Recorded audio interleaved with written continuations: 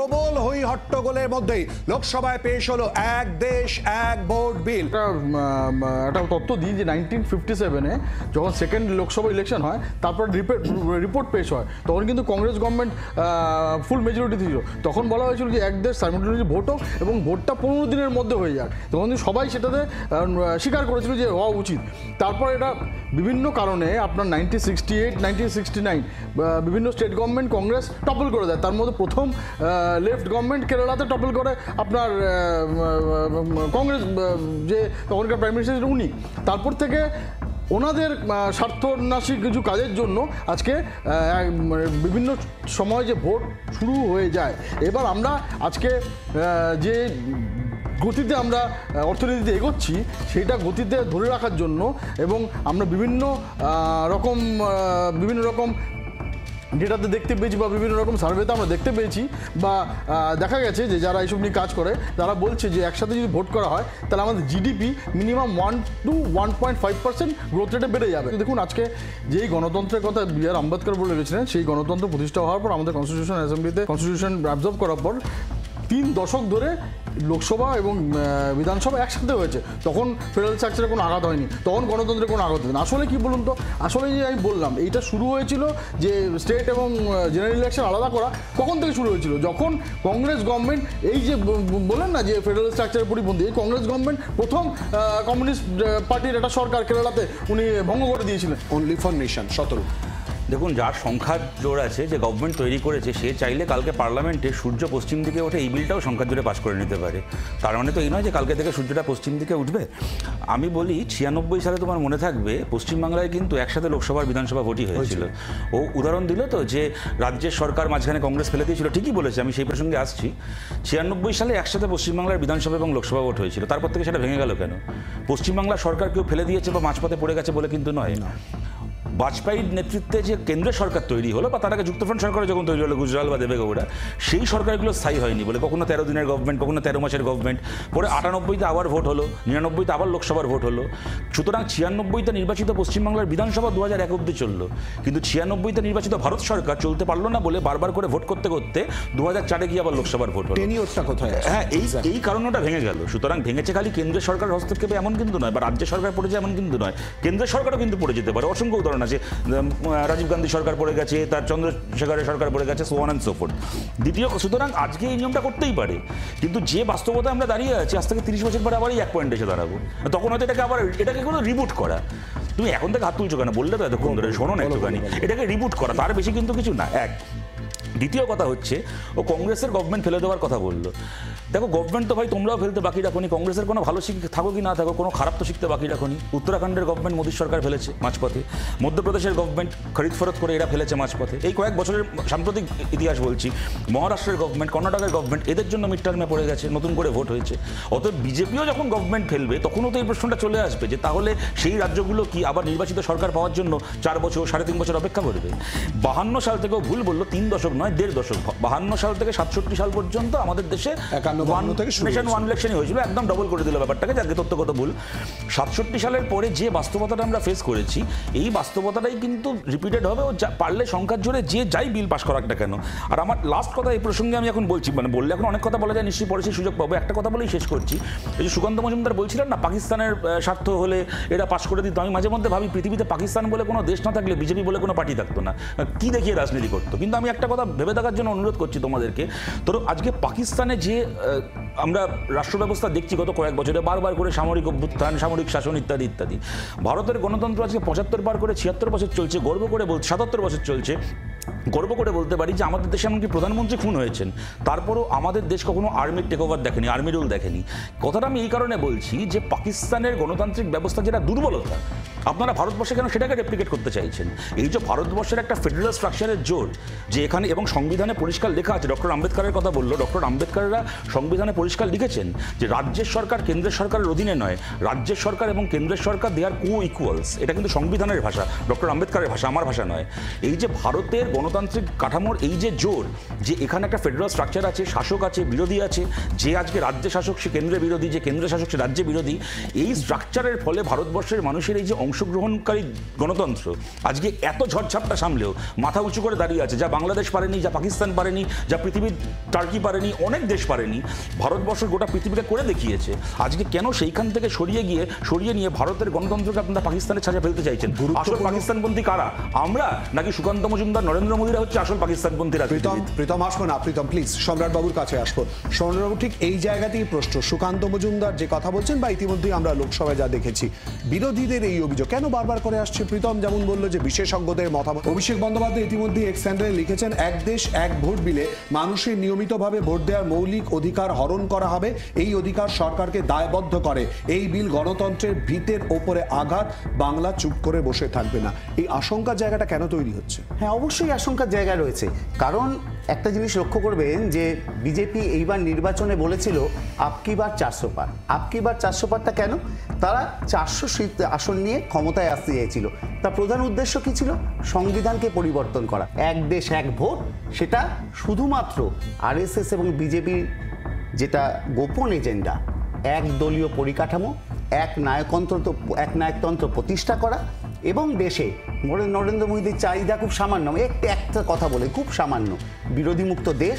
একটা প্রশ্ন করি প্রীতম, শঙ্খদীপ দাস আমাদের সঙ্গে রয়েছেন। সম্রাট বাবু যে প্রসঙ্গ তুললেন আর কি, আর কোনো ইস্যু নেই, রুটি কাপড়া মাখানের ইস্যু, তার বাদ দিয়ে এটাই সব থেকে গুরুত্বপূর্ণ। আজকে যখন আমরা বলছি যে ওয়ান নেশন ওয়ান ইলেকশনে আজকে আমাদের ডেভেলপমেন্ট থেকে শুরু করে অর্থনীতি থেকে শুরু করে সব জায়গায় আমাদের বৃদ্ধি ঘটবে, সেই বৃদ্ধিটা ঘটলে তো প্রত্যেকটা মানুষ তাতে উপকার হবে। আর আজকে নেই মানে প্রত্যেকটা জায়গায় আজকে আমরা দেখুন না আমরা কোথায় ছিলাম অর্থনীতিতে, আজকে আমরা কোথায়, আমরা নেক্সট আমরা টার্গেট করেছি যে থার্ড লার্জেস্ট ইকোনমিতে আমরা প্রবেশ। শতরূপ দেখুন, আমি দু একটা কথা বলি। আমি জাস্ট অ্যাড করবো শতরূপ, অমিত শাহের বক্তব্যের পরিপ্রেক্ষিতে পরিবর্তনের কথা, পরিবর্তনকে অ্যাকসেপ্ট করতে চাইছেন? পরিবর্তনটা তো বাস্তবমুখী হতে হবে। বাস্তবের থেকে উল্টো দিকে মুখ করে কি করে পরিবর্তন হবে? বাস্তবতা তো 52 সালের ওয়ান নেশন ওয়ান ভোটকে সময়ের সাথে সাথে পরিবর্তিত করে আজকের জায়গায় এনেছে। ডক্টর বিআর, ভাই আমি কেন একবার বলছি না, তুমি কেন এটা করছো? ডক্টর বিআর আম্বেদকরের থেকেও পণ্ডিত মানুষ যদি কেউ থেকে থাকেন তা হচ্ছে সময় এবং বাস্তবতা। তো কথা দেখিয়েছে যে ওয়ান নেশন ওয়ান ভোটটা ভারতের মতো একটা দেশে ফিজিবল নয়, যদি আমাদেরকে ফেডারেল স্ট্রাকচারকে বজায় রাখতে হয়। না রাখলে সেটা আলাদা কথা। আমি যখন অভিষেক বন্দ্যোপাধ্যায়কে শুনছিলাম বলতে যে এর ফলে মানুষের নিয়মিত ভোটদানের অধিকার চলে যাবে, আমি ভাবছিলাম যে সেই এমপি যার লোকসভা কেন্দ্র ডায়মন্ড হারবারে একটা বড় অংশের মানুষ গত 15 বছর পঞ্চায়েতে পুরসভায় ভোট দেয়নি, প্রায় 60 থেকে 65% মানুষ। নিবে আমি সেগুলো যে কারণে দাদা বললেন যে ঠিকই কথা, বিজেপিকে নিন্দা করলেন যে ওরা বিরোধীমুক্ত দেশ চায়। বিরোধীমুক্ত দেশ চাওয়াটা খারাপ, কিন্তু বিরোধী শূন্য পঞ্চায়েত, বিরোধী শূন্য পুরসভা চাওয়াটা খুব ভালোই নিবে। আজকে coming back to today's topic, দেখো আমিও অর্থনীতির ছাত্র, ইকোনমিক্সে মাস্টার ডিগ্রি করেছি, নম্বর নেওয়া খারাপ পাইনি, ফার্স্ট ডিভিশন পেয়েছি। আমার এটা কিছুতেই মাথায় ঢুকছে না ওয়ান নেশন ওয়ান ভোট হলে জিডিপি থেকে বাড়বে। বললো না কোথাও রিপোর্ট পড়ে এসছে, আমাকে রিপোর্টটা দেখতে হবে। বরং এটা ঘটনা যে যদি মানে একাধিকবার ভোট হয় তাতে যেমন সরকারের খরচা বাড়ে, রাষ্ট্রের খরচা বাড়ে, এটা ঠিক, তেমন আবার বহু মানুষের উপার্জন বাড়ে, এটাও ঠিক। তার থেকে বড়, যার ফলে জিডিপিতে তাতে বরং জিডিপি বেশি বাড়ার কথা। কিন্তু তার থেকে ইম্পর্টেন্ট কথা কি জানো তো ভাই, দেখো লোকসভা এবং বিধানসভা ভোটটা আলাদা হয় বোঝার চেষ্টা যেন আমরা করি।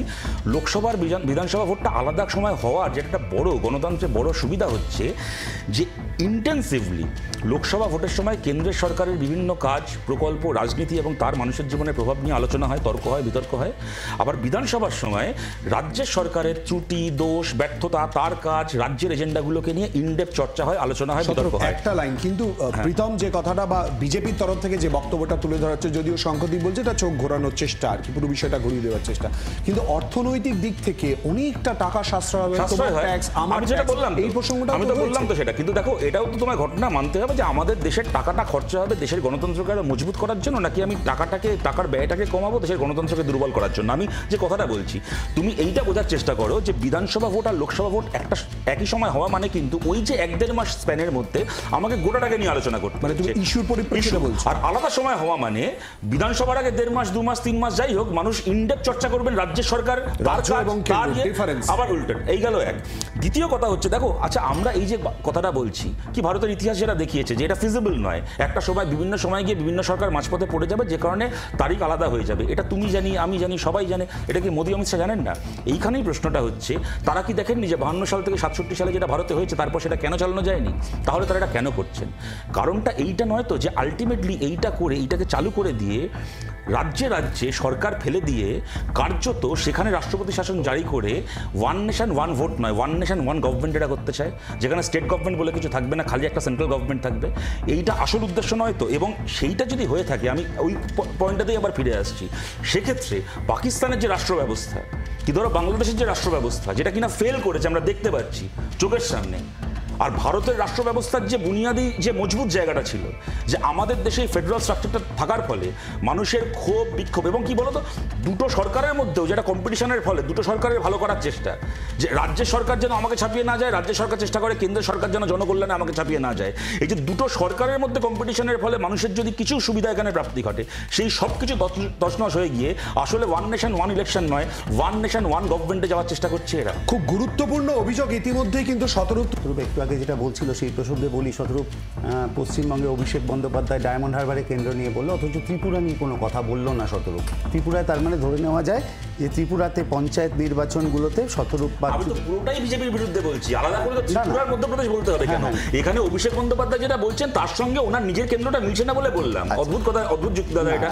আমি তো বিজেপির পলিসিটারই বিরুদ্ধে বলছি, আলাদা করে ত্রিপুরা আর মধ্যপ্রদেশ আলাদা করে বলতে যাবো কেন? সেটাই বলছি, প্রত্যেকের কাছেই যাবো আর কি। মানে আমরা তো দাবি করি বা আমরা ভরসা করি আর কি, পশ্চিমবঙ্গের মানুষ এবং ভারতের মানুষ রাজনৈতিকভাবে খুবই সচেতন। তাহলে এই যে ইস্যু ভিত্তিক আলোচনা, বিধানসভা নির্বাচন এবং লোকসভা, এটা বোঝাতে কি খুব কষ্ট হবে? না না, খুব কষ্টের ব্যাপার না, সেটা হতে পারে, কিন্তু কোথাও এখন লোকসভা নির্বাচন এবং বিধানসভা নির্বাচন একসাথে হচ্ছে, মানে আগামী দিনে নাও হতে পারে, কিন্তু এটা একটা বাধ্যবাধকতা, লোকসভা নির্বাচন এবং বিধানসভা নির্বাচন একসাথেই করতে হবে, তাতে যাই হোক।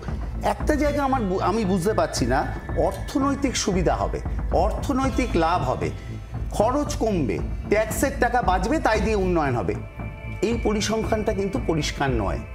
কতটা প্রচুর, আমি আজকে যা ইভিএম মেশিন আছে, কিন্তু এটা তো শতরূপ বলছে, এটা একটা গুরুত্বপূর্ণ পয়েন্ট। না, কখনোই আমি তা বলেছি ভাই, আমি দাদা ইন্টারাপ্ট করছি না, আপনি বলবেন। আমি খালি এইটা বললাম যে সরকারের খরচা কম হতে পারে, আবার সরকারের খরচা কম হচ্ছে মানে জনগণের উপার্জনও কম হচ্ছে। তুমি একটা জিনিস বোঝাচ্ছ, একটা লোক, আমি ছোট একটা পাতি উদাহরণ দিচ্ছি, একটা লোক ডেকোরেটিং এর ব্যবসা করে, কেমন একবার ভোট হচ্ছে মানে সে একবার মানে প্যান্ডেল বাঁধবে, ভোটের প্রচার হবে, দুবার ভোট হচ্ছে মানে সে মানে 5 বছরে দুবার তার ভোটের প্রচারে প্যান্ডেল বাঁধবে, তার দুবার উপার্জন হবে। সুতরাং জিডিপিটা যখন ক্যালকুলেট করা হয়, খালি গভর্নমেন্টের স্পেন্ডিং দিয়ে ক্যালকুলেট করা হয় না, যে ভারতের যে একজন নাগরিক, একজন ইন্ডিভিজুয়াল, সে কত টাকা উপার্জন করছে, গ্রস ডোমেস্টিক প্রোডাকশন কত হচ্ছে, সেই প্রোডাকশন দিয়ে ফ্লেক্স ছাপানো, ব্যানার ছাপানো, এটা খালি ব্যয় নয়, এটা কিন্তু আয়ও। আর এই যে খরচের কথা বলা হচ্ছে, আমি যদি কাল খাওয়া দাওয়া বন্ধ করে দিই, আটপেটা খেয়ে থাকি, আমার অনেক টাকা বাঁচবে, তাহলে কি টাকা বাঁচানোর জন্য আটপেটা খেয়ে থাকাটা স্বাস্থ্যের লক্ষণ? গভর্নমেন্ট টাকাটা গণতন্ত্রের পেছনে খরচা করবে নাই বা কেন?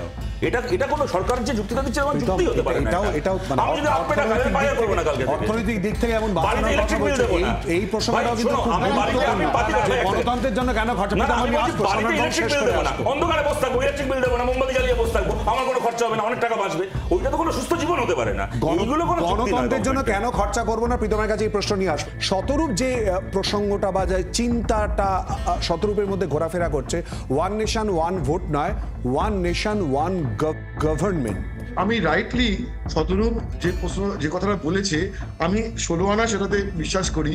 সেটা হচ্ছে যে দেখো, একটা সময় তো গোটা দেশে কংগ্রেস ক্ষমতায় ছিল, তারপরে রিজনাল পার্টিগুলো তৈরি হলো। কেন রিজনাল পার্টিগুলো তৈরি হলো? তারা রিজনাল অ্যাসপিরেশনটাকে ফুলফিল করার একটা প্রতিশ্রুতি দিয়ে তারা ক্ষমতায় এলো। ফলে আজকে আমরা দেখছি অনেক জায়গায় কংগ্রেস ভেঙে যে রিজনাল পার্টি তৈরি হয়েছে, তারা অনেক বেশি স্ট্রং। তো একসাথে যদি লোকসভা ভোট এবং বিধানসভা ভোট হয়, তাহলে রিজনাল অ্যাসপিরেশন, রিজনাল মানুষের যে স্থানীয় সরকার নিয়ে যে উপলব্ধি, সেটার সঙ্গে কেন্দ্রীয় সরকারের যে পারফরমেন্স, সেটা কোনো একটা জায়গায় গুলিয়ে দেওয়ার চেষ্টা, বা রাজ্যের বিষয় দিয়ে কেন্দ্রের ইলেকশনে জেতার বিষয় রয়েছে। তো এইটা না এটা একটা সুস্থ পরিস্থিতি নয়। এবং কোথাও না কোথাও একটা যে যুক্তরাষ্ট্রীয় কাঠামো, যে কেন্দ্র রাজ্য একটা যে ক্ষমতার বিন্যাস, সেটাকে একটা ঘেটে যাওয়ার একটা আশঙ্কা রয়েছে। এবং দ্বিতীয় বিষয়টা হচ্ছে, শতরূপ যে কথা বলছে, এইটা হচ্ছে বিরোধীদের এই অ্যাপ্রিহেনশনটা থাকা খুব স্বাভাবিক। তার কারণ হচ্ছে, গত 5 বছর বা 10 বছরের মেয়াদে যেভাবে আমরা নির্বাচিত সরকার পড়ে যেতে দেখেছি, নরেন্দ্র মোদীতে অনুপ্রাণিত হয়ে যেভাবে মহারাষ্ট্রের সরকার পড়ে গেছে, যেভাবে উত্তরাখণ্ডের সরকার ফেলে দিয়ে সেখানে রাষ্ট্রপতি শাসন জারি করা হয়েছে, যেভাবে অরুণাচলের সরকার ফেলে দিয়ে রাষ্ট্রপতি শাসন জারি করা হয়েছে, তার ফলে বা যেভাবে পশ্চিমবঙ্গে ঘন ঘন অভিজিৎ গঙ্গোপাধ্যায় বা শুভেন্দু অধিকারী বা দিলীপ ঘোষরা 356 প্রয়োগের কথা বলেন, দাবি তোলেন, তার ফলে হচ্ছে যে বিরোধীদের কাছে এই অ্যাপ্রিহেশনটা ওঠা খুবই স্বাভাবিক। এই যে কথাটা উঠছে না যে স্টেট গভর্নমেন্টের সাথে ফেডারেল স্ট্রাকচার কোথায় আঘাত আনা হবে সেটা তো বি.আর. আম্বেদকর বুঝতে পারেনি, অথচ দাদা হয়তো বুঝে গেছেন। উনি যদি ভালো করে বুঝিয়ে দিতে পারেন তাহলে ব্যাপার। 3টে জেনারেল ইলেকশন অলরেডি হয়েছে, এই ভারতবর্ষেতেই হয়েছে, তখন বহুদলীয় গণতন্ত্রতে অনেকগুলো পার্টি, পলিটিক্যাল পার্টি ছিল। এত চিন্তা করছেন কেন এত চিন্তা করছে তার কারণ একটাই, তাদের মানুষের কাছে যাওয়ার পক্ষে আমরা কোনো দ্বিধাদ্বন্দ্ব আছে। তার কারণ হচ্ছে তারা মানুষকে বিশ্বাস করে না। ভারতবর্ষের মানুষ একটু আগে তুমি বলে যে দে আর পলিটিক্যালি অ্যাওয়ার, দে নো। আমাদের যে পঞ্চায়েতি রাজ হয় সেখানে 3টে পর্যায়ে ভোট হয়, তারা সমিতিতেও ভোট দেয়, আপনার পুরো জেলাতেও ভোট দেয়, প্লাস একদম সদস্য ভাগ করতেও ভোট দেয়।